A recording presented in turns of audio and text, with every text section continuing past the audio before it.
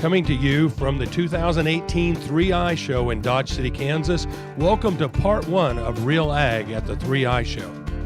In this, the first part of a two-part special edition of Real Ag at the 3i Show, we'll take a look at the 3i Show, the exhibitors, the demonstrations, and get a real sense of the atmosphere at the show, as well as a town hall meeting at the 3i Show with Kansas Representative Roger Marshall, as he talks about the state of Kansas affairs and fields questions from the public.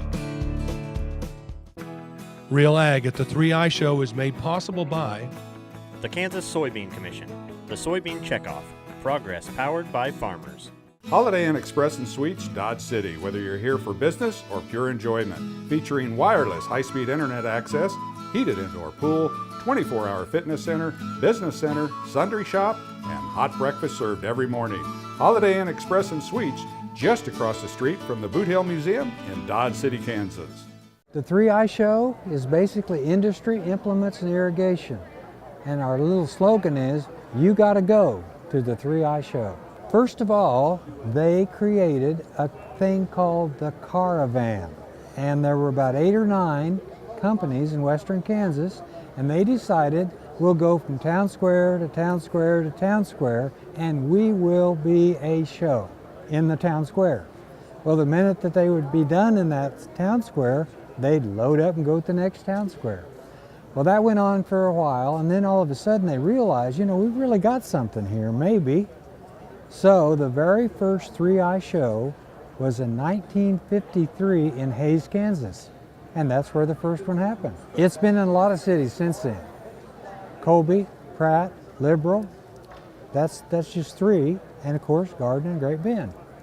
Well then, in 2012, this building was laying on the ground in a bankruptcy, and it was north of Scott City. It was going to be a manufacturing plant. We had the opportunity at that point then to get this building, and 28 semi-truckloads later, it came to Dodge City. 7 months after that original landing in Dodge City, the show happened. 7 months. This whole complex was put together by our building commissioners here. That's what they were called, building commission, but they were also county commissioners. And that's how this facility was created. We do many shows through the year, from Nebraska to Wichita to Salina, kind of all over the Midwest. It seems like we stay in Kansas and Nebraska mainly. We've done the 3i Show for years and years and years, so it's good weather and probably a better time for the show. I think so far we've had a good turnout this year. We're entering our 64th year at the 3i Show, and we've been exhibiting here for probably 30 years. And they've changed years to try to fit the farmers. So they're trying something new this year to be in March. And I'd encourage everybody to try to work with that, because that's probably about the best time to work between all the other shows in the area. But when you do come, you see the best of the best, and we hope that everybody has something to learn, and to learn, it's what it's all about. We've been doing the 3i Show pretty much since we started. We started the agency back in 2000, and I think we did our first show that year in 2000, and it's been working real good for us. The 3i's been a show for a long time. It stands for industry and irrigation and something else. I'm not sure what it is, but it's been a big farm show for a long time. They've changed the dates around and moved it around, and I know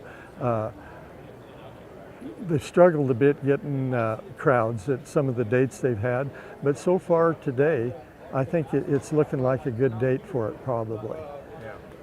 This time of the year should be pretty good. I do about 20 different farm shows a year from Colorado, Nebraska, Kansas. 3i Show has been a good show for us in the past. It's going downhill a little bit, but next week we'll be in Salina. The week after that we'll be in Great Bend. We just come from Kearney, the Cattlemen's Classic in Kearney. We do a show out in Colorado, the Colorado Farm Show. So we kind of make our rounds and kind of handle the Nebraska, Kansas, Colorado, Wyoming, Iowa, kind of surrounding states. 3i Show, I don't know for sure the years, like our company with Francis and Corky was, I don't think they were charter members with the Western Kansas manufacturers, but they'd been there long enough that we keep coming because it's part of our tradition. The 3i Show is incredibly important. As a child, we didn't come a lot, but the years that we got to come to the 3i Show, it was a big highlight. And as a kid, I remember just going up and down the rows and playing with the equipment and seeing all the new things that were displayed here are fantastic. But this is important for agriculture because it brings a lot of people together. It promotes the industry. It gives an opportunity for the exhibitors to get their products out and to farmers and producers and people that might potentially be customers. And so incredibly vital for the industry. And I'm really glad it moved and moved to this time of the year and that it's now in Dodge City. We're looking at doing events and more demonstrations, specific events. For example, we've always thought it was important to get the right folks here from Washington, D.C. And this time, one of our people coming is Congressman Marshall. And the basic thing here is come and see him and talk to him and tell him they work for us, by the way.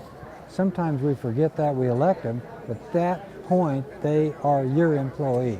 And if we don't converse with them and tell them the things we're concerned about, like the Farm Bill, or lack of one, we've got to get that point across. Folks, good afternoon. I'm Greg Ruley. I have the privilege of serving as the president and CEO at Servatech here in town. Greater privilege today, and that's to introduce our congressman here from the 1st District in Kansas. And I think it's obvious that the impact that we're feeling here, in not just in agriculture, but in the 1st District in his first term is tremendous. Congressman Marshall recently was, in addition to big vote this week on that spending package to continue to keep government services open. He's been part of the recent round of negotiations under NAFTA. Obviously, trade is important to Western Kansas. It's critical to us in Western Kansas that we have the ability to move products outside of our state borders and then outside of our national borders as well. Having a voice on the Ag Committee as we negotiate the 2019 Farm Bill is also a critical role for us to play, and we appreciate his leadership there. So without any further ado, it's my great privilege to introduce Representative Roger Marshall, our congressman here from the 1st District in Kansas. Okay, thank you. Thank you, Greg, and thank you, Eddie. I'm so honored and excited to be here at the 3i Show. I wish my grandfather was here with me today. I was born and raised in El Dorado, Kansas. My grandfather, Granddad Marshall, was a dairy farmer, drove international tractors and drove Ford vehicles. We had Black Angus cattle and round bells. My mom's dad was just the opposite. He had Alice Chalmers, Hereford cattle, Chevys, and Square Bells. So we would go to shows like this growing up and always sit and take notes and compare the two different dealers that were present and always enjoyed the tractor pull as well at the state fair. It is a great day to be a Wildcat. Very proud of our victory last night, an exciting game. I got to listen to it on the radio on the way home from the Wichita airport late last night. So congratulations to K-State, and know that the Jayhawks have a big game tonight as well, and we wish them luck. So proud to have two Kansas teams in the Sweet 16. There's so much to talk about today. I don't even know where to start, but I think we start with the omnibus bill that we passed last night. And what I try to think about is so often people ask me, so what is happening in Washington, D.C. that impacts rural Kansas? What is my congressman doing to help rural Kansas? And on the way here today, we stopped at Jetmore, Kansas. And I would think that Jetmore would epitomize what we think of as rural Kansas. And the first thing I saw was a young man who has his own furniture store, but his other job is raising cattle. Typical of a Kansas farmer today, no one can make a living with just one job. If you're depending on your agriculture income, there's no way you can make it right now. So most every agricultural family has a second and a third job doing something else. And then I looked at the infrastructure challenges in Jetmore, Kansas. Behind us was a 104-year-old water tower. And with a infrastructure for that water system, 40, 50, who knows how many years old, in desperate need. One of the things in this omnibus bill that we did yesterday provides monies to help do infrastructure loans just like what we're talking about in rural Kansas. And Jetmore is not unique. with the infrastructure issues that they're facing. We got through taking a picture of the water tower, and I looked across the street, and there was their volunteer fire department. Volunteer fire departments are desperately needed in rural America, and they're also partially funded through federal government dollars. So just over and over again, I see the impact. I think of there's Tiger Grants, which I'm sure people in Dodge City are very familiar with. Tiger Grants that help infrastructure specifically for the railroads that help move people and our goods to and from market. So there was Tiger Grant money in that budget yesterday. I think about the airports. I think about your airport here in Dodge and Garden City, that they have critical designations and they get special funding as well. So over and over again, there's dollars and cents in this omnibus that help rural America. Rural broadband is something I hear everywhere I go, how important broadband is, and there's significant funding in the omnibus for rural America's broadband as well. So a lot of things in this omnibus impacting agriculture and rural America. You know, what else is on my plate? Of course, we have a farm bill that I expect to see the text to in 2 weeks.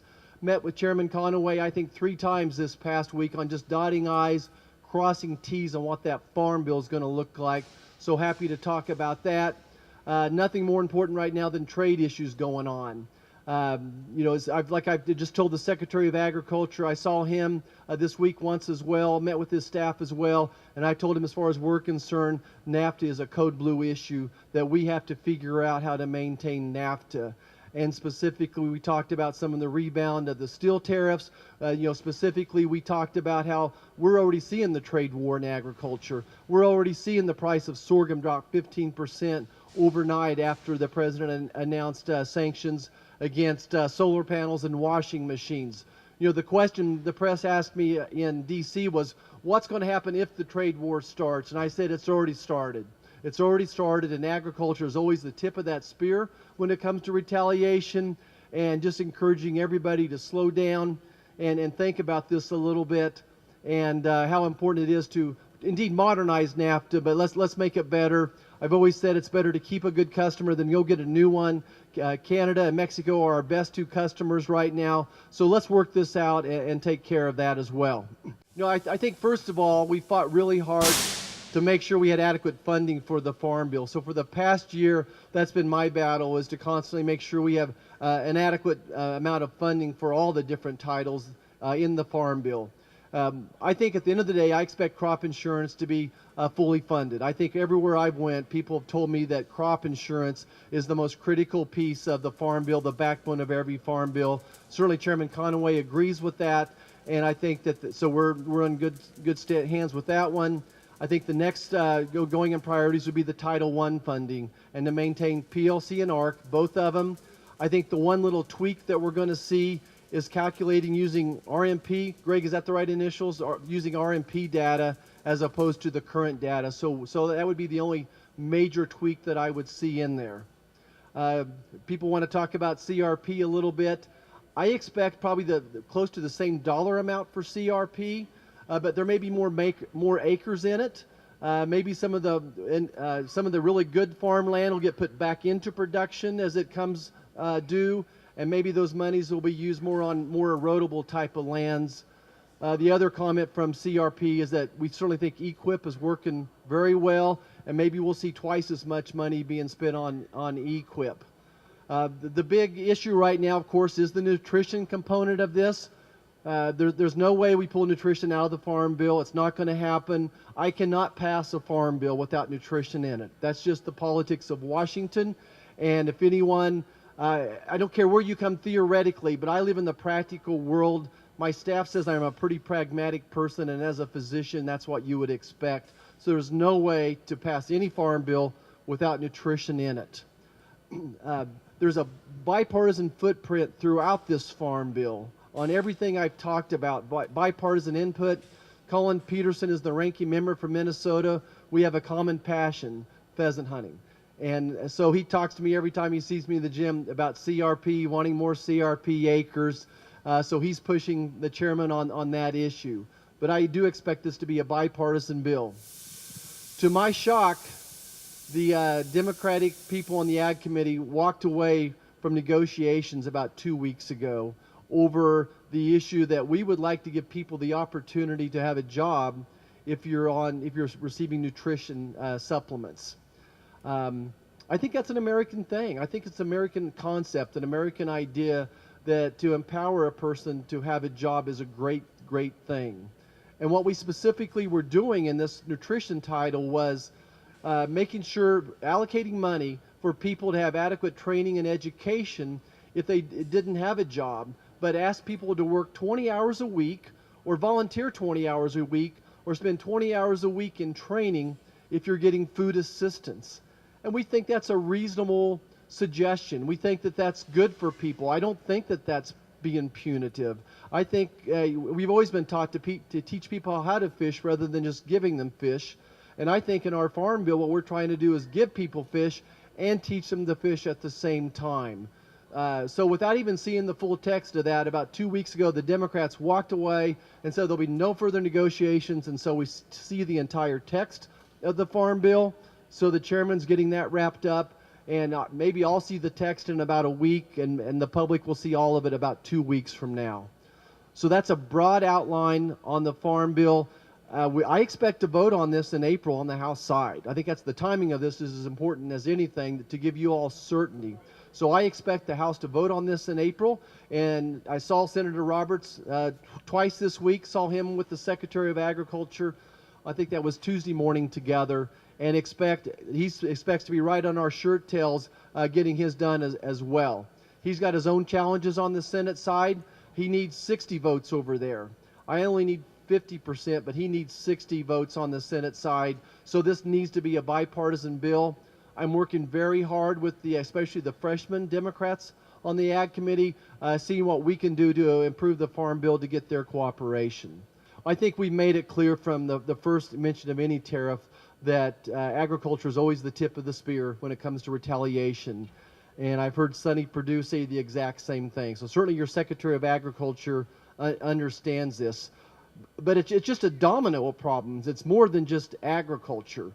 I was recently in Wichita, the 10,000th fuselage they made there at the Spirit plant. And as I was going through that, I asked him, well, so what are these fuselages made out of anyway? Aluminum. And so most of our steel and aluminum come from Canada and Mexico, way more than it comes from China. Only 2% of our steel comes from China, but 16% of our steel comes from Canada. So what we told the president then is, why are you taking down our two good customers here? Why are you punishing them more than you are China? You need to sharpen your laser here. You know, when I remove a cancer from someone's body as a physician, I don't want to remove the good organs as well. We want a laser to micro focus in there. And so his next round of this is on intellectual property, which would be much more of a direct focus on China. No one abuses intellectual property more than China does as well. But still, I understand it's going to be a continued problem. We expect soybeans to be next. And so I think we certainly understand it. And unfortunately, the U.S. trade rep is kind of going in a different direction than what we think we should be going. Worked very hard with the Ways and Means Chairman Kevin Brady, who I have a great relationship with. He's the person that invited me to go to Texas, he's from Texas, took me to Mexico City to represent agriculture at those trade negotiations as well. And then he wrote a very stern letter about this issue to the USTR. We're going in a different direction. As far as the agreements itself, like a NAFTA agreement, any type of trade agreement has to be approved by Congress. The president's supposed to negotiate it for it, but we have to pass it. And very specifically, we're concerned about a couple of these types of issues. I think we're pushing back just as hard as we can. Certainly, you have a Secretary of Agriculture that's pushing the issue as hard as he can as well. But I'm going to back up and try to maybe just look through someone else's eyes here for just a second. China just takes us up and down. They treat us very poorly in trade agreements. I think that's very, very true. Whether it's rice, they played a game with rice recently. They don't follow the trade agreements at all. And that's why we're in round 3 of a NAFTA trial with them on wheat. So they don't pay attention to this. So there may be some short-term pain, but we may have to have it so we have some long-term game. I think we can solve the problems in NAFTA with Canada and Mexico, but the problems we're having right now with trade in China, I'm not sure it can be quickly solved. And the last thing I'll say is this. This is exactly why we need trade agreements, though. We need trade agreements that can be interpreted and follow the rule of law. And when we don't have good trade agreements, this is what happens. So, as in my discussions this week with the U.S. Trade Rep and with the Agriculture Department, that how important is, what's next after NAFTA? Talking about Japan, how important that market is, and getting a bilateral agreement done with them, or perhaps even going back into TPP with some improvements. Japan is a huge market for Kansas. They love our beef, but right now our tariff is, I think, about 90%, and Australia's has dropped to 17%. So we need to get these agreements done. We need to get NAFTA wrapped up so we can move on and get Japan done. I think TPP would be a better way to deal with China than anything going right now. Again, in yesterday's omnibus, a $21 billion down payment on President Trump's infrastructure plan. So when I talk about the Tiger grants, that would be part of the infrastructure as well. Rural broadband, there's money in there for rural broadband, which is important to infrastructure. So I think that this was step one. What the president's vision is for infrastructure is that we would come up with $200 billion of federal monies, and that would be leveraged at the local levels. However, out of the $200 billion, he wants to carve out $50 billion for rural America. And I think this is President Trump saluting rural America to say, I acknowledge you are the people that elected me president here, and rural America has some unique challenges. So to allocate a fourth of that without any type of matching monies is pretty incredible. The other $150 billion, he would expect states or local municipalities or private folks to leverage like 5 to 1, 6 to 1, 7 to 1 dollars. President Trump is going to go much more in that direction as opposed to just saying, here's the money. I don't expect us to get real far with the big infrastructure bill here in the next 3 to 6 months. But there's certainly a lot more talk about it today than there was a year ago. Bill Schuster is the chairman of the Transportation Committee. Spoke to him in the past 2 weeks about this. Certainly he's just trying, how do we pay for it? That's the question. How do we pay for it? I would just close by saying this, that Congress, the United States, has so many once-in-a-generation opportunities right now ahead of us. The challenges seem very, very ominous, but the opportunities are even more feasible. I see so clearly now compared to a year ago the opportunities for victory. We passed a once-in-a-lifetime tax reform bill which has fueled the economy across the country. We're at like 15, 16, 17-year lows in unemployment, the best economy that we've seen in decades as well. We have a once-in-a-lifetime opportunity to fix immigration. We have a once-in-a-lifetime to fix and improve NAFTA and work on future trade relationships as well. The challenges in agriculture have never been more. I totally get that. Fourth year of depressed commodity prices, drought, hailstorms, the snow season isn't even over here yet, let alone now the start of steel tariffs and tariff wars as well. The issues with trade and going forward. So many uncertainties that I cannot control. But my pledge to you is to continue to work hard on opening up new trade markets, to get you a strong farm bill to get you through these tough times. I think that our staff is doing a great job, totally involved, again, on a day-to-day basis, so that when you see this farm bill, just know that we've been working on this daily for the past year, taking information, listening to what our customers, our constituents wanted, and doing our best to implement it in that farm bill. It's not going to be perfect. It's not going to be perfect, but I would like to think you're going to look at this and say, boy, this is about 90% of what we would want.